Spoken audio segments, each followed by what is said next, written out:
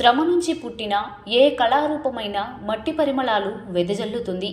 అణచివేతకు గురైన సామాజిక వర్గాల జీవితాల నుంచి జనించే కళారూపాలేవైనా శ్రమను మరిపించేలా చేస్తాయి. అశేషమైన శ్రమజీవుల జీవితాల్లో చిందు సజీవంగానే ఉంటాయి. అలా సజీవంగా ఉన్న కళారూపాల్లో చిందు భాగవతం కూడా ఒకటి. చిందు భాగవతం పల్లె నుంచి ప్రపంచానికి ఎదగడానికి మాత్రం చిందుల ఎల్లమ్మ కృషి ఎనలేనిది. తన కళని ఇంటి పేరుగా కీర్తికెక్కిన చిందు ఎల్లమ్మ జీవితంపై టీశాట్ ప్రత్యేక కథనం. 1914 నుంచి 2005 వరకు జీవించిన చిందు ఎల్లమ్మ ఒక మహానటి, జానపద కళా శిఖరం. ఆమె 1914 ఏప్రిల్ 1న ఆదిలాబాద్ జిల్లా బాసర గ్రామంలో నవీసాబ్ ఎల్లమ్మ దంపతులకు జన్మించారు. అనంతరం కుటుంబం నిజామాబాద్ జిల్లా బోధన్ మండలం ఆమ్దాపూర్లో స్థిరపడింది. చిందు భాగవతం అనేది వందల ఏళ్ల పురాతన జానపద కళారూపం. ఈ కళకు తన జీవితాన్ని అంకితమిచ్చిన అపురూప ఆణిముత్యం చిందు ఎల్లమ్మ. ఆమెను ఆర్మూర్ ఆణిముత్యం, తెలంగాణ జాతిరత్నం అంటూ సత్కరించారు. తన అసమాన అభినయంతో దేశ విదేశాల ప్రేక్షకులను మంత్రముగ్ధులను చేసింది. పిల్లిట్ల ఎల్లమ్మ అనే అసలు పేరు చిందు ఎల్లమ్మగా మారింది. ఎందుకంటే ఆమె జీవితం చిందు భాగవతంతో అల్లుకుపోయింది. చారిత్రకంగా చూస్తే చిందు అనేది తొలినాళ్లలో ఒక సంబురం, పండుగ. చిందు అనే పేరు ఈ అర్థాన్ని వ్యక్తం చేస్తుంది. చిందులేయడం అనే వ్యక్తీకరణ అనాదిగా వ్యవహారంలో ఉంది. అది సంతోషంగా ఉన్నప్పుడు మనిషి చేసే క్రియ. చిందు తొక్కడం మనిషి హావభావాల వ్యక్తీకరణ. అంతేకాదు మనిషి దేహ భాష కూడా.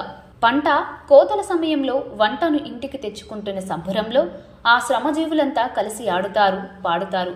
ఈ రకమైన పండగ వేడుక ప్రతి నాగరికతలో, ప్రతి సముదాయంలో ఉంటుంది. బహుశా చిందుకు అక్కడే ఒక వ్యవస్థీకృత రూపం ఏర్పడి అది కొనసాగడానికి ప్రతిపాదిక ఏర్పడి ఉంటుంది.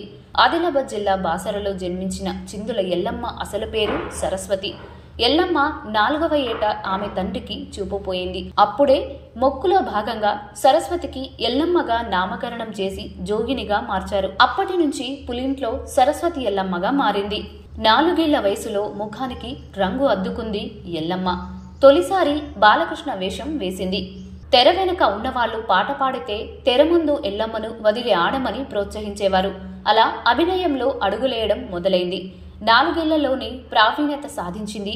ఆ తర్వాతి కాలంలో రంభ వేషం వేసింది. ప్రతికూల పరిస్థితుల నడుమ కూడా చిందు భాగవతం బతుకు తెరువే కాదు, ఒక సామాజిక వర్గ జీవిత చిత్రమని, దాన్ని కాపాడాలని చివరికంట తపన పడిన చిందుల ఎల్లమ్మకు తన మేనత్త కొడుకు సైదులతో వివాహం జరిగింది. చిందు భాగవతమే తన లోకమనుకుంది. బాల్యం, యవ్వనం, వృద్ధాప్యం ఇలా జీవితంలోని దశలన్నీ చిందు ప్రదర్శనలతోనే దాటేసింది. భర్త, చెల్లెలు, అన్నలతో ఆమె కుటుంబం సంతోషంగా ఉన్నారు. ఏ అరమరికలు లేకుండా గడిపారు. ఎవరికీ పట్టని తన చిందుల కళకు ప్రపంచం పట్టం కట్టాలా, అందరూ ఆదరించాలా, అదే ఆశ, అదే శ్వాసగా బతికింది. ఎలాగైతేనేం అనుకున్నది సాధించింది. ఆడ, మగ 2 పాత్రలు వేసేది ఎల్లమ్మ. తన అన్న గంగారం హరిశ్చంద్రుడిగా నటిస్తే ఎల్లమ్మ చంద్రమతిగా మారేది. తన అన్న సత్యవంతుడైతే ఎల్లమ్మ సావిత్రిగా జీవించేది. అన్నవాలిగా నిలబడితే ఎల్లమ్మ సుగ్రీవుడిగా పోటీపడేది. ఎవరైనా పాత్రధారులు లేకపోతే ఆ పాత్రకు తానే ప్రాణం పోసేది. ఆ తర్వాత క్రమంగా చిత్రాంగి, చెంచులక్ష్మి, చంద్రామణి వేషాలు వేసింది. అలా చిందు భాగవతమే తమ జీవితంగా మారింది. చిందు భాగవతంలోని ఏ పాటలకు ఆ పాట రాగం వేరుగానే ఉంటుంది. భూపాల రాగం ఎత్తుకుంటే భూమి వనకు నరాలన్నీ గుంజుకుపోవు అంటారు అప్పటి కళాకారులు. అప్పుడు భాగవతాలల్లా భూపాలం, రూపక తాళం, ఆదితాళం ఎక్కువగా ఉండేది. మొదట్లో ఈ చిందు యక్షగానంలో మద్దెలు, తాళాలు, గజ్జెలు, పుంగి ప్రధాన వాయిద్యాలు. తర్వాత క్రమంలో హార్మోనియం వచ్చింది. చిందు యక్షగానంలో గొప్పతనం ఏమిటంటే కళాకారులు వాళ్లే, వాయిద్యకారులు వాళ్లే. భుజకీర్తులు, కిరీటాలను, నగలను కూడా వాళ్లే తయారు చేసుకోవడం విశేషం. పొనికి కర్రతో వీటిని తయారు చేస్తారు. పొనికి కర్రనే బురుగు కట్టే అంటారు. నిచ్చెన మెట్ల వ్యవస్థలో అణచివేతకు గురవుతున్న సామాజిక వర్గంలో ఉన్న మాదిగలకు ఉపకులంగా చిందు కులస్తుల గురించి చెప్పిన జాంబవంతుని పెదభార్య పిల్లలు మాదిగలని, చిన్న భార్య పిల్లలు చిందు కులస్తులని వారి విశ్వాసం. మాదిగలకు తమకు మధ్య ఉన్న బంధం అదే అంటారు. ఈ కళాకారుల విషయంలో ప్రత్యేకంగా అభినందించాల్సిన విషయం ఏమిటంటే యక్షగానంలో ఆడవారి పాత్రలను ఆడవారి వేయడం. ఈ కుటుంబంలోని మహిళలకు అలాంటి అవకాశం ఉండేది. కళాకారులుగా రాణించినందుకు వారికి ఎటువంటి కట్టుబాట్లు, ఆంక్షలు ఉండేవి కావు. అది మనుగడ కోసమే అయినా ఆహ్వానించదగిన పరిణామమే. 1981లో నిజామాబాద్ జిల్లా తిరుమలపల్లిలో నటరాజకు రామకృష్ణ పరిచయం తర్వాత ఇదే జిల్లా కలెక్టరేట్లో ఇదే సంవత్సరం తొలి అధికారిక ప్రదర్శన. తదనంతర కాలంలో అంతర్జాతీయ ఖ్యాతికి తొలిమెట్టు అయ్యింది. నటరాజకు రామకృష్ణతో పరిచయమైన రోజున చెంచులక్ష్మి కథను ప్రదర్శించారు. ఆ ప్రదర్శనకు ముగ్ధుడైన రామకృష్ణ తన శాలువా తీసి ఎల్లమ్మకు కప్పారు. చిందుకలను ప్రభుత్వం దృష్టికి తీసుకెళ్లారు.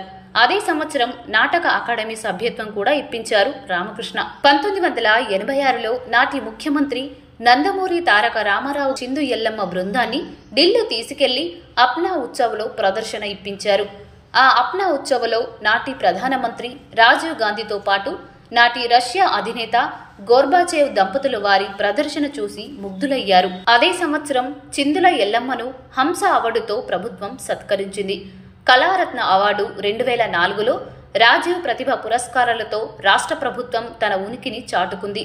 2004లోనే నిజామాబాద్ నుంచి బోధన్ వరకు గల రహదారికి ఎల్లమ్మ రహదారిగా నామకరణం చేసిన అనతి కాలంలోనే కళారూపాన్నే ఇంటి పేరుగా మార్చుకున్న చిందు ఎల్లమ్మ 2005 నవంబర్ 9న శాశ్వత నిద్రలోకి జారుకున్నారు.